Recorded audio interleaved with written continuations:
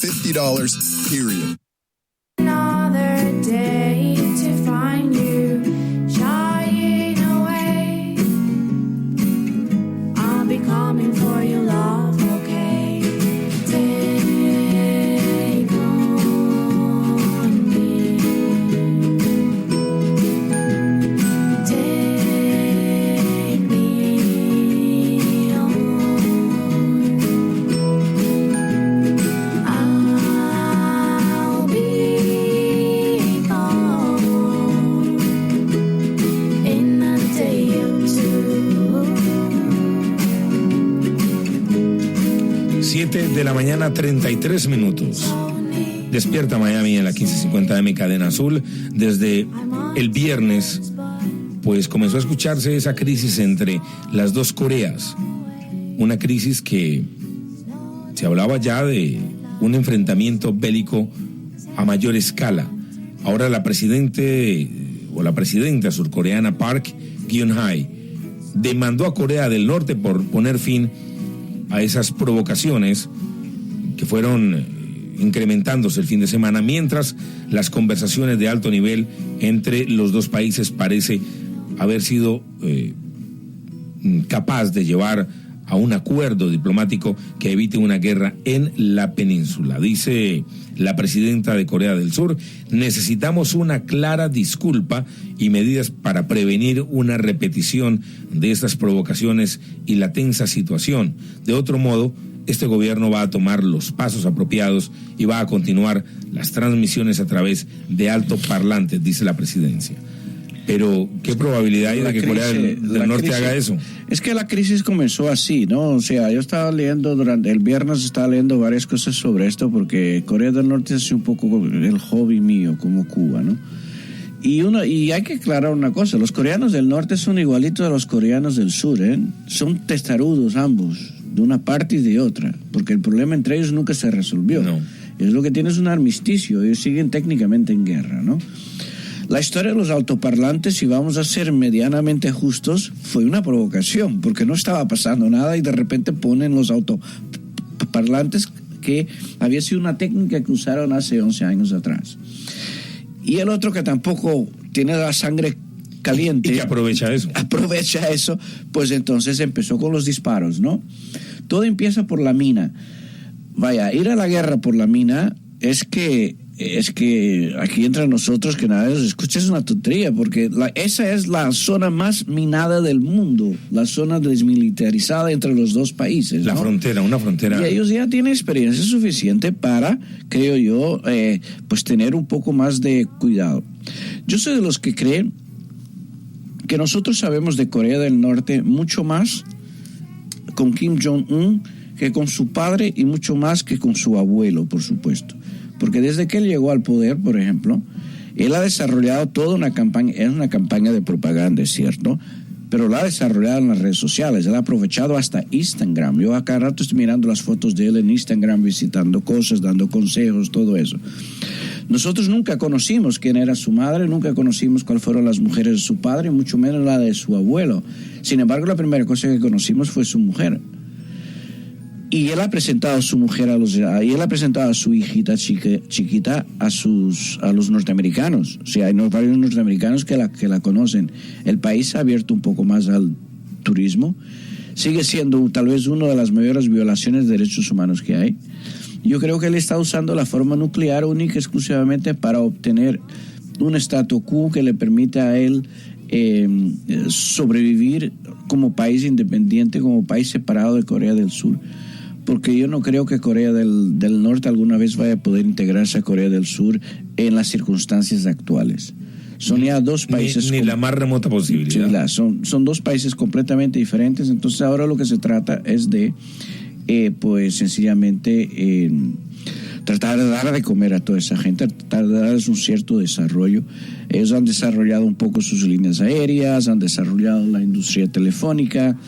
Pyongyang se está transformando un poco porque hay cada vez un mayor número de visitantes y cada vez abren mayor número de periodistas. O sea, AP ya tiene una oficina ahí, CNN está constantemente entrando. No es una situación de absoluta libertad de prensa, como es obvio, y mucho menos para los norcoreanos, pero ya existe ya una clase media, existe ya una empresa privada, chica pero pequeña, y tú lo ves eso en los websites de la oposición norcoreana que se publican en Corea del Sur.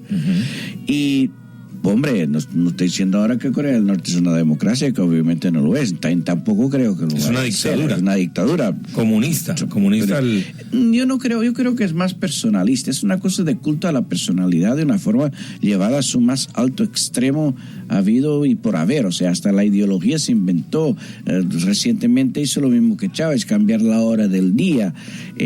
O sea, allá ellos no están viviendo en el 2015, ellos están viviendo en el año 102. Porque empezó a contar a partir del momento en que nació el abuelo de él, ¿no? y que se dejan ese legado, ¿no? Y entonces y van a dejar en la finca personal. Eso es una finca, eso lo manejan, en cierto. Y él trata un poco de abrir, porque es el único de la familia.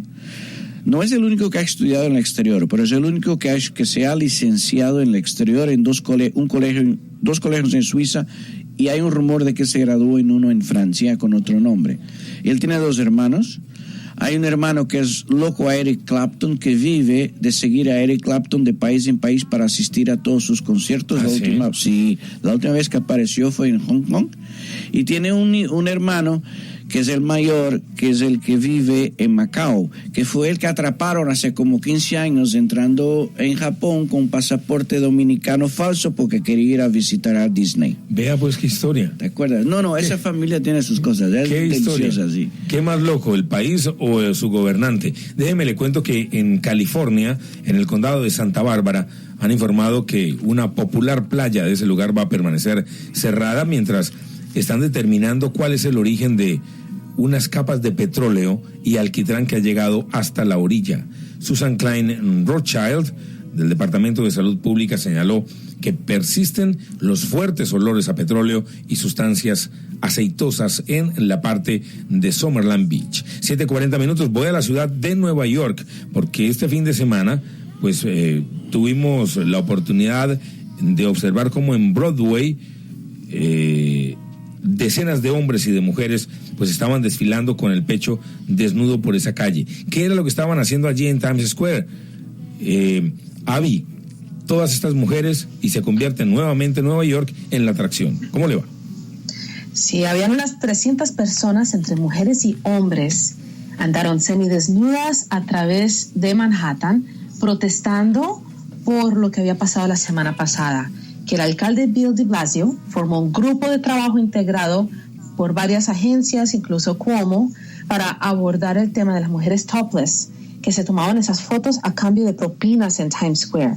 Y Cuomo también había dicho que las mujeres poseando para estas fotos estaban violando la ley y que de pronto había forma para poder manejar eso mejor, porque era una zona turística familiar y le estaba recordando a los días del viejo y malo Times Square. Pero bueno, no se puede hacer nada. No sé hasta dónde es un delito que las mujeres o los hombres salgan con el torso desnudo. ¿Por qué si se ve? Bueno, obviamente los senos de una mujer es una parte privada, pero no sé cuál es el mensaje. ¿Cuál es el mensaje que esas personas quieren dar? El mensaje que el grupo Go Topless quiere dar es que la reacción sobre la situación es demasiado exagerada. Ellos han caminado para decir estos son derechos de las personas, no importa que sean hombres o mujeres. Y lo que acaba de hacer Bill de Blasio no tiene sentido. Entonces esta marcha fue en derecho a eso, para proteger a las personas en Manhattan, porque esto es un derecho, una ley, no es un privilegio. Es un derecho del individuo. 7:42, voy a Venezuela. Eileen, usted primero háblenos de la frontera entre Colombia y Venezuela. Se está, pues, la situación es cada vez más crítica porque los pobladores de ambos países dependen muchísimo de cruzar esa frontera. ¿Qué es lo que está pasando allí, en esa zona limítrofe? Luis, aquí en esta frontera está pasando prácticamente de todo. Desde la semana pasada, cuando Maduro ordenó el cierre de frontera y posteriormente un estado de excepción en los límites entre Venezuela y Colombia, se han iniciado una serie de deportaciones a partir de operativos policiales en zonas invadidas. No sé si se entiende el término invadido, son personas que han ingresado a Colombia de manera, la mayoría de ellas ilegal, personas de escasos recursos, que han decidido establecer sus casas de manera unilateral en sitios que han tomado como suyos y han construido allí sus viviendas sin ningún tipo de permisología, este tipo de cosas.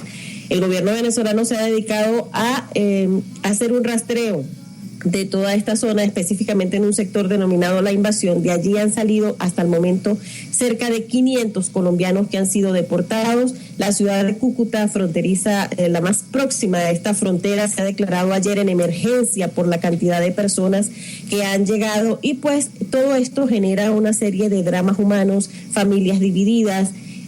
Eso por una parte. Por otra, hay cientos de personas, tanto venezolanas en Colombia como colombianas en Venezuela, que quedaron, digamos, atrapadas por este cierre de fronteras y no se les permitía pasar de un lado a otro. Ya ayer las autoridades han comenzado a dejar fluir un poco estas personas, que la mayoría de ellos eran viajeros o eran visitantes momentáneos, porque esta frontera es muy dinámica y las personas van por un día al otro lado a buscar alguna cosa, y pues en el momento en que se decretó el cierre quedaron presas en un país extraño, sin dinero, sin comida, sin posibilidad de una cama segura, estaban durmiendo en las calles, pernoctando a la orilla del puente.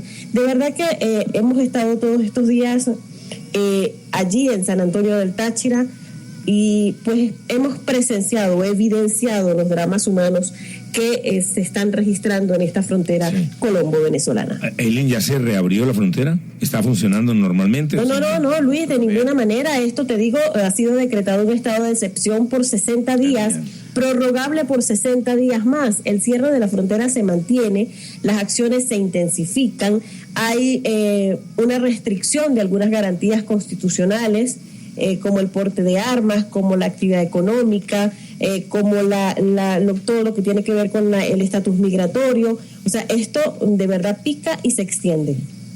Tremenda la situación, porque había Pero dicho ¿es solo el presidente una parte de la horas. frontera o es la frontera completa? Es solo una parte, Rui, es solo la frontera entre Táchira y el norte de Santander en Colombia.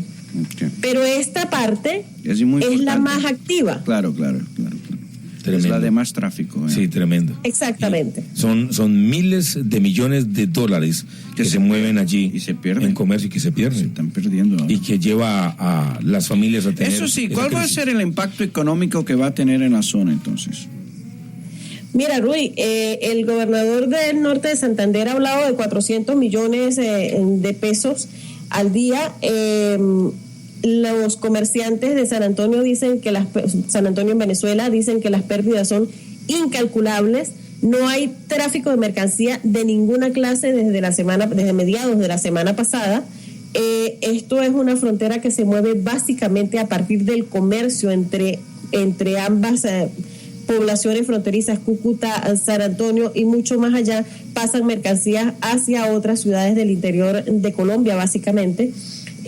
Y todo esto está detenido. Hay trabajadores colombianos que laboran en Venezuela y cada vez más trabajadores venezolanos que laboran en Colombia por esto del diferencial cambiario, que hoy no han podido regresar a sus trabajos porque la frontera está cerrada. Hay estudiantes universitarios y estudiantes de liceo y de básica que estudian, la mayoría venezolanos que estudian en Colombia, que no han podido acudir hoy a clases porque la frontera está cerrada. ¿Cómo puede ser eso? ¿Cómo un venezolano estudia en Colombia? No necesita probar claro que sí, hay un tratado internacional, el convenio Andrés Bello, que permite a los estudiantes de básica y de bachillerato cursar estudios en Colombia sin ningún tipo de diferencia, igual que de Colombia en Venezuela. Así sucede. Hay muchos colombianos que estudian en Venezuela porque les sale mucho más económico. Hay muchos venezolanos que estudian en Colombia porque la educación es mucho mejor. Fíjese que aquí en el condado de Miami-Dade, por ejemplo, o en los Estados Unidos, en cualquier parte, el estudiante o su familia tiene que demostrar dónde vive para asistir a la escuela del lugar y no asistir a otra escuela a menos que sea privada. Luis, sí. Ya va, pero es que hay un detalle. Pueden estudiar allá, lo que pasa es que la gente se busca direcciones, hace algunas trampillas para justificar su estudio allá. ¿sí? El convenio no es que tú puedas viajar